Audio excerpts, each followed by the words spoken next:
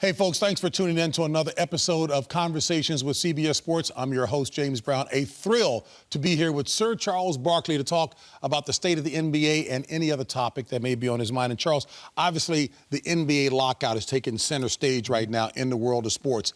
You are clearly iconic in that regard.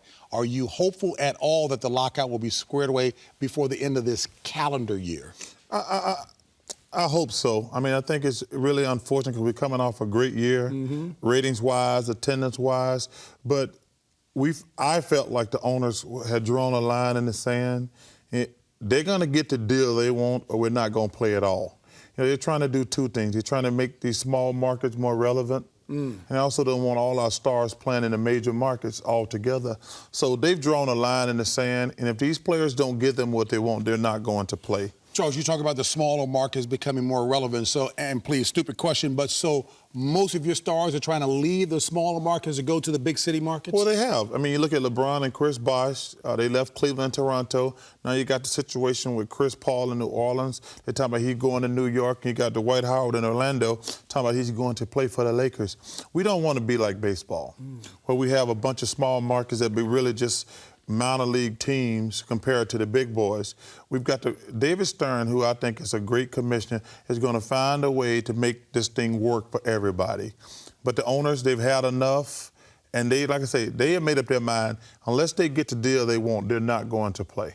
You know that most people try to see either there's a winner or a loser in a situation like this. And I'm hearing you articulate from the owner's vantage point, at least that they've drawn a line in the sand.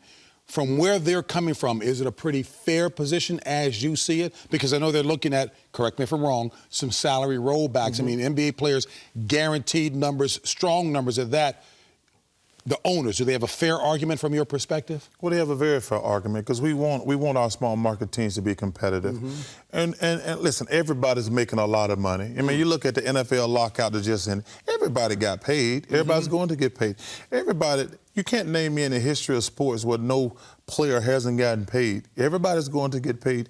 But it's the owners want to make some money. They're paying these guys, God bless them, an outrageous amount of money. But they want their business to be competitive also. And we got to find a way to keep our small market teams competitive. And that's what this deal is really about. You know what, from when you played, I mean, Hall of Fame career, obviously, but from when you played, how substantially has the league changed economically, financially, from when you played to where it is now? Well, you know, the bottom line is it's amazing. You know, the most money I ever made in the NBA was $5 million. And that was at the end of my 16 years.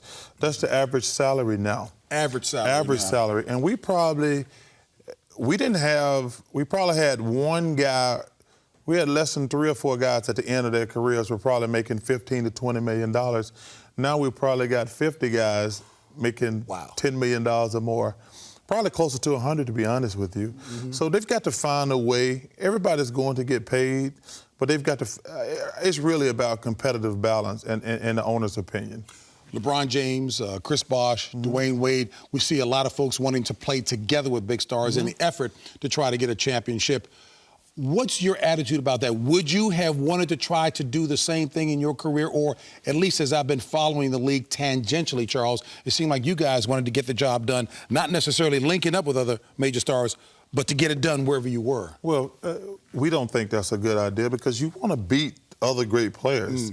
I mean, you don't, listen, I know Michael Jordan wanted to beat Magic Johnson. He wanted to beat Larry Bird. He wanted to beat Karl Malone. He beat me in the finals. You know, even when I got traded out of Philadelphia, I never said to myself, I wanted to go to the Lakers or I wanted to go to Chicago. Really? You know, I just wanted to be on a better team because you want to be able to beat, just number one, for bragging rights. But this notion where you're trying to build super teams so you can dominate the league, that's not good for the league. It's that plain and simple. You know what, switching to football a little bit, you follow the Philadelphia Eagles. I mean, you have a presence here. As a matter of fact, we're doing this interview on the outskirts of Philadelphia, if you will. The fact that Vince Young, the backup quarterback, called the team before the season even started, the dream team. I mean, I don't know that I've ever heard you as open, as candid, as brash as you have been and can be. I don't think I've ever heard you describe yourself or the team that way.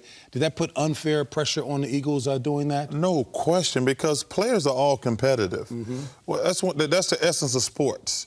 So they put a bullseye on their back before the season even started, and they haven't adjusted to that. You know, that's why I always respect great players and great teams, because when they win, it takes a little bit extra. Because every time you play against them, like you're trying a little bit harder. Not that you don't try against the other team, but when you're playing against the best team or a great player, it means a little bit more. So they put a unnecessary bullseye on their back, and they haven't adjusted to it. Last couple questions. I loved you on the NCAA tournament, by the way. I mean, and you might have helped us from a production standpoint, because you just like to go out there and deal with it fresh. Not a lot of meetings, if you will, overdoing things, reacting to what you saw. What was your experience like doing the NCAA tournament? I really enjoyed it. The toughest thing was all these reporters get on television, not just across the board, football, basketball, whatever, and act like they watch every team play, which is total BS. There's no way these guys say, well, I was watching the game. First of all, you can't watch every game, even on Sunday. Okay. I'm probably watching, I mean, like I got all the games on, but I'm not really watching. You can't watch every game. That's just bogus.